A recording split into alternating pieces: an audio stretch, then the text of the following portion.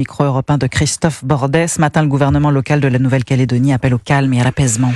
6h33 sur Europe 1. L'alarme a fait peur aux Parisiens hier soir à 20h. Une sonnerie stridente a retenti sur tous les téléphones portables qui se trouvaient dans un des périmètres de sécurité des Jeux Olympiques. Et s'affichait sur les écrans un message d'alerte extrêmement grave qui en réalité ne visait qu'à informer du lancement du QR code qui permettra de circuler sur les sites des JO fin juillet. C'est vrai qu'on a un peu sursauté quand même. Un petit peu, oui. Une circulation qui va être de plus en plus compliquée, d'autant que certains lieux vont être totalement fermés au public en amont de la compétition. Oui, hier, le ministère de l'Intérieur a envoyé au préfet la stratégie nationale de sécurisation. Ils ont jusqu'au 31 mai pour décider où seront prépositionnés les démineurs afin d'éviter les objets abandonnés, les fausses alertes à la bombe.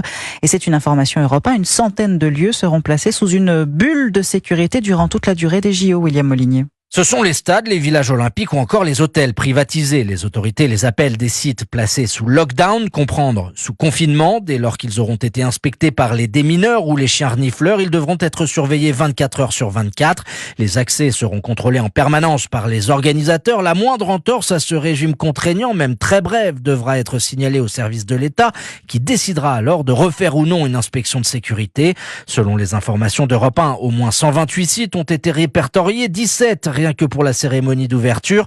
Ils seront considérés à 100% étanches, de sorte que les équipes de déminage et cynotechnique pourront se concentrer sur le tout venant, comme des levées de doute pour un bagage abandonné dans une gare ou encore des appels malveillants qui risquent de se multiplier.